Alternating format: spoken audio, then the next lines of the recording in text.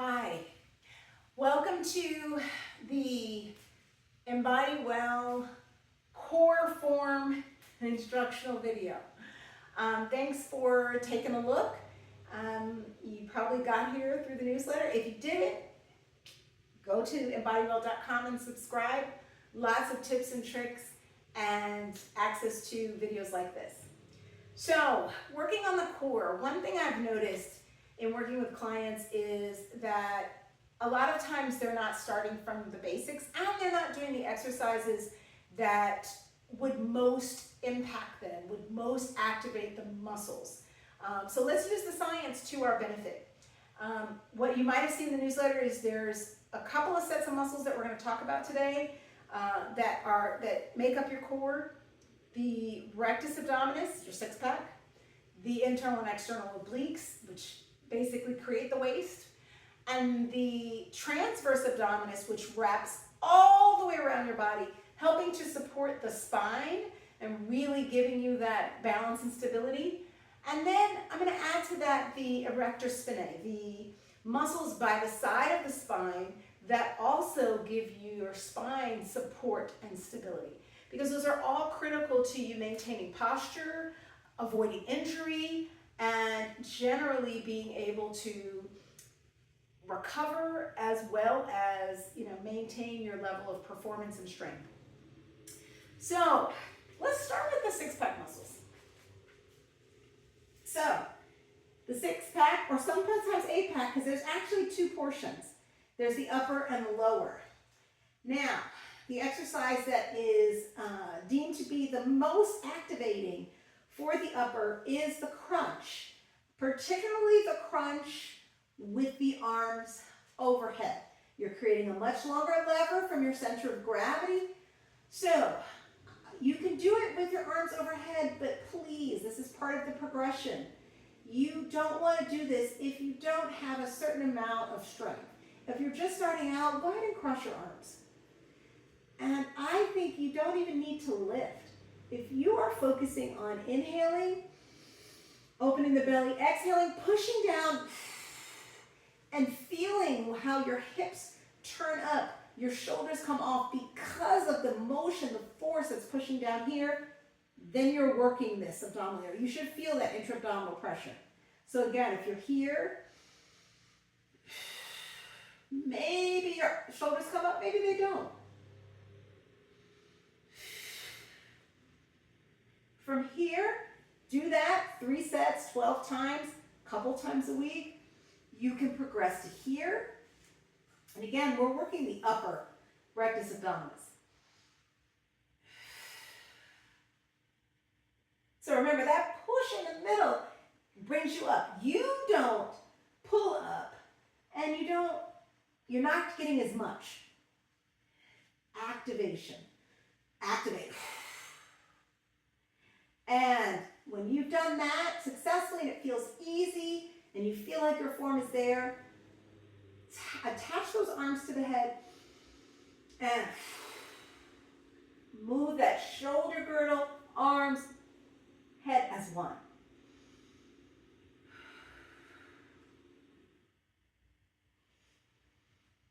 Breathe. Use the breath to make the work happen.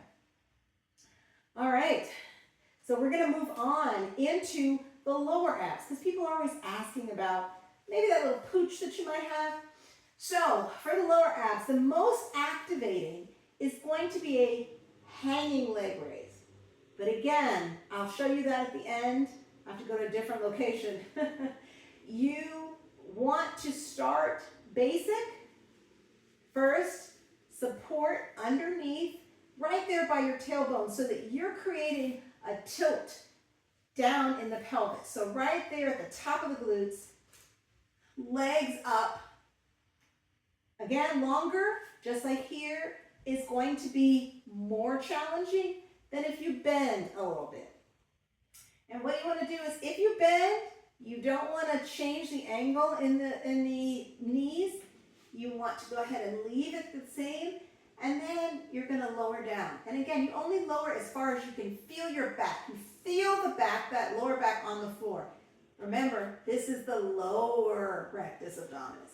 So the lower part of the six-pack. So down, the lower you go, the more challenging it's going to be to keep that back on the floor.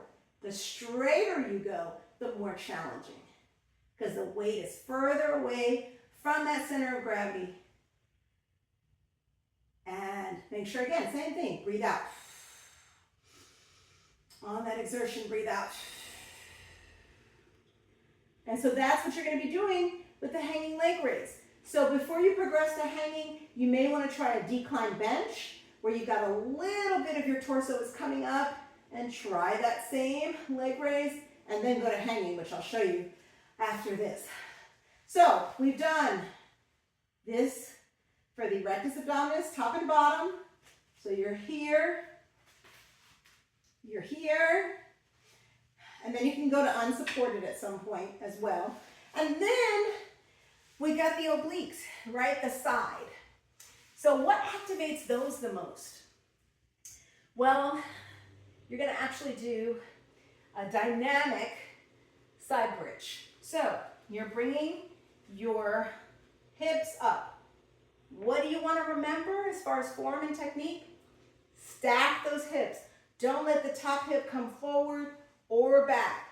Keep it in one line. If you were looking from the ceiling, it would go right through both hips. Second, make sure that your elbow is underneath your shoulder. If it's out here, you're going to strain into that shoulder. If it's in here, same thing. So make sure that when you get up on top of it, adjust if you need to, that you're right under the shoulder. With the legs, you have basic, supported. One knee bent, other knee straight. Lift up, and then dynamic. Stack the shoulders, stack the hips. Do not allow your hips to come back either and break this line. The line should be straight going down your back, all the way to the ankle, shoulder to the ankle. Lift, lift. If lifting is too challenging, stay static, but keep it lifted. Pull up away from the floor. So your second leg position, before you get to the full side bridge, is going to be a straddle. Now you can choose if you like the front leg first in front, or the back, or top leg. So what you want to think about though is whatever you do, your body, that line that I talked about, needs to go straight through the middle of those legs. So when you lift up, that you're lifting and you're pulling through there. I prefer my legs this way. And again, make sure that you don't pull your legs forward with that. Pull those hips forward. You want to make sure that you're nice and centered, squared up. Last thing, put those feet together. Again, hips through, no break of the rear in the line. And lift up, and again, your option is always to stay and hold. And again, how long you hold, how long you do it for, I will typically do 3 sets, 30 seconds each, or start with 15, start with 10 even, as long as you're activating. Make sure you do both sides to stay even, and we're going to show you the hanging leg raise and the things to watch out for. But remember, start on the floor. Make sure that it's easy for you to do 3 sets of 12 of the leg lifts, and then you can progress. But that will ensure that you are building your strength gradually. You'll be less prone to injury, and your core will be what you want it to be to maintain that balance and stability. If you want more tips, then come on out, do a free week with Embody Well. We'll do ab roller, we'll do core plus, and then we've got other things, of course, that work your core. When you're doing squats, when you're doing lunges, when you're doing even bicep curls, there are ways that you can maximize the activation of the core as you're doing those upper and lower body workouts. So we'll see you. So, mention the hanging leg raise. You've got a couple of options here. I have these ab slings, which are useful to better support your hanging. So you slip your arms through, You hold on and you've got leverage to bring up the legs. Now, again, a full hanging leg raise, you would be hanging. So depending upon your grip strength, which mine is not great, you can lift. So just as we talked about with the lying leg raise, you bend, it will be easier. You straighten, you want to be careful because that's going to make it a lot more difficult. You might also find that in some gyms they have what's called the Roman chair, so you'll have your back supported while you lift. So those are all the options you have for the leg raise. As I mentioned, 3 sets of 15. I will say that if I'm doing leg raises, I will also work my obliques by coming up to the side. So you can turn the body, turn, and the thing that you want to make sure of is that you're not swinging. There should be no swinging. It should be a movement where the torso stays steady and you're pulling, what did we say before? You're pulling this in, and that's helping you lift your legs. If you're using only your legs, you're missing out.